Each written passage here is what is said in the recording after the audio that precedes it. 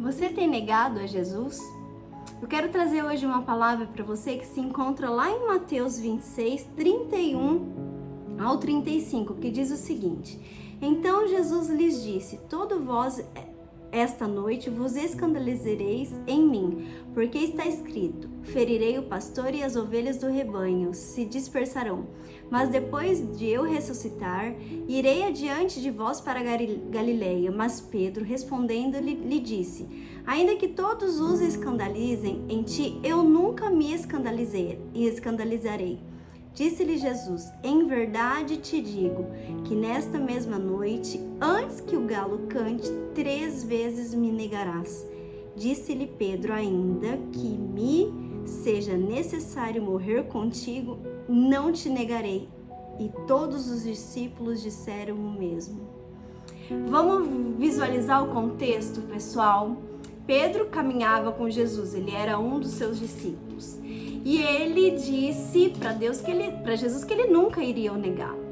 Mas Jesus então foi preso, crucificado, e os seus discípulos, eles foram perseguidos para que eles também fossem mortos. Então, o que aconteceu? Os soldados chegaram perto de Pedro e ele negou.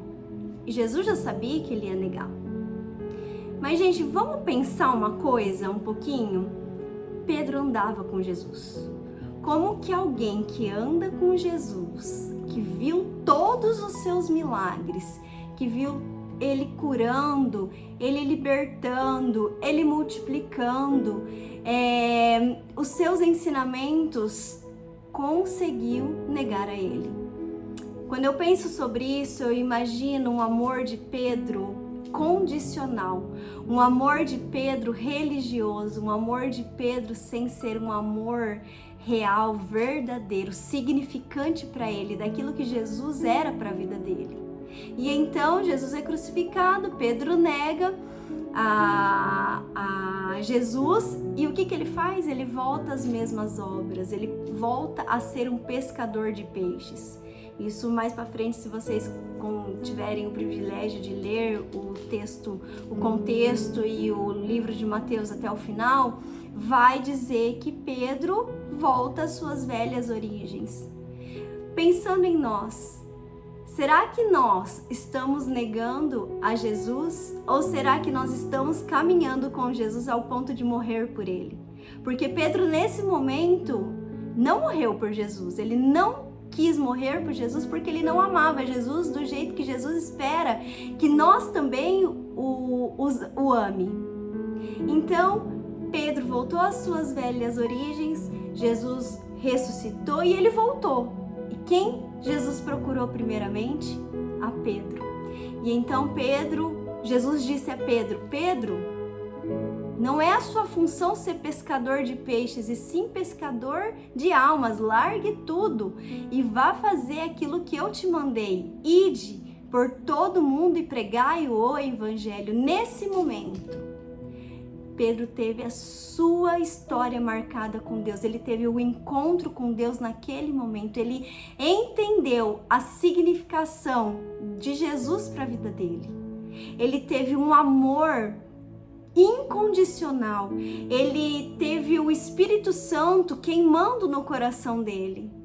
E sabe, eu me pergunto, será que se hoje Jesus tivesse nessa realidade, nesse contexto que Pedro viveu, e eu fosse um discípulo, será que eu iria negar a ele ou eu iria morrer por Jesus? Porque depois disso, Pedro foi um grande discípulo, um grande apóstolo.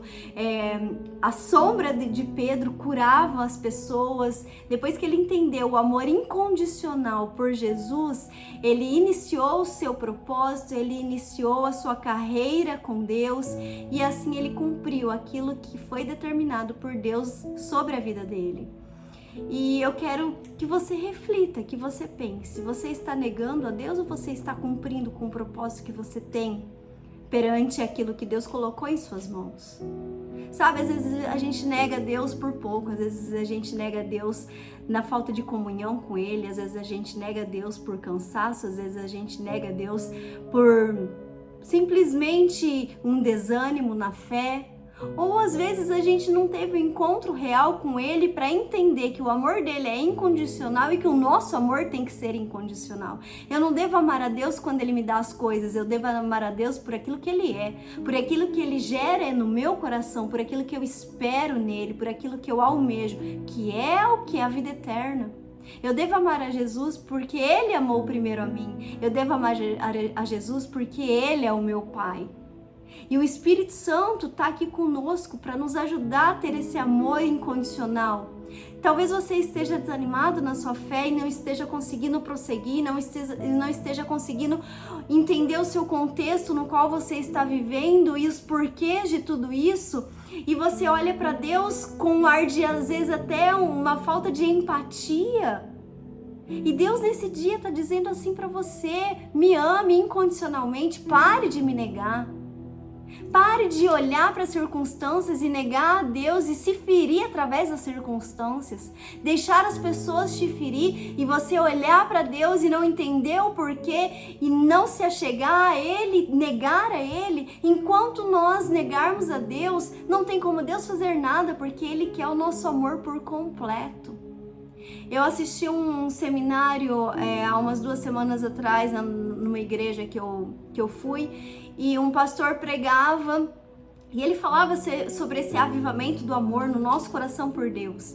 E lá naquele seminário ele deu um testemunho de um outro pastor que ele conhecia, e ele dizia o seguinte, que ele estava pregando, não era no Brasil, era num país afora, e de repente chegou uma pessoa que estava perseguindo, porque naquele país não se pode ter a liberdade cristã, e ele falando do amor de Jesus, e chegou um cara apontando a arma para a filha dele, que estava na frente dele enquanto ele pregava, e a esposa dele disse: continue. E então esse cara matou a filha dele. E ele, olhando para aquilo, ele continuou falando de Jesus. Não contente, aquele homem apontou a arma para sua esposa e ele matou a esposa.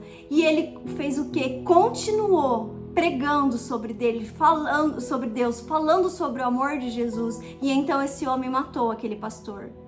Será que eu e você estamos dispostos a morrer por amor a Deus? Se não morremos para os nossos pecados, como somos hipócritas ao ponto de dizer que seguimos e servimos e morremos por aquele que nos amou, que nos ama diariamente? Então que isso possa atingir o seu coração, que você reflita. Você tem morrido por Deus como Ele espera que nós morramos por Ele? Porque de verdade, eu não posso ser hipócrita e falar para vocês que eu morreria. Então eu peço ao Espírito Santo diariamente para me ajudar a ter esse amor que Deus espera de mim. Ah, mas Deus é amor. Sim, Deus é amor. Se Deus é amor, o amor que Ele espera de nós não é o mesmo, porque Ele ama muito mais a nós do que nós a Ele, mas é pelo menos o mínimo do amor que Ele sente por nós.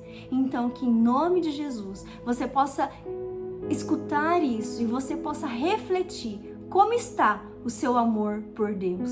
É condicional? Você morreria por Ele? Ou você simplesmente é religioso o suficiente para assumir isso e pedir para o Espírito Santo te fortalecer e você mudar a atitude perante a Deus? Ou simplesmente você acha que você ama Deus e o que você vive tá bom e é isso aí, e você pode escolher por isso.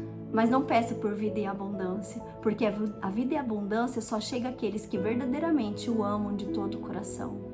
Então, em nome de Jesus, aonde você quer que esteja, você escutando esse vídeo, eu peço para que o Espírito Santo comece a gerar no seu coração um amor genuíno, um amor que arda o seu coração, para que você possa entender a significância de você morrer para Deus, de você morrer para você, e para que o Espírito Santo possa habitar em você e você cumprir o seu ID. Em nome de Jesus, é essa a minha oração. Amém.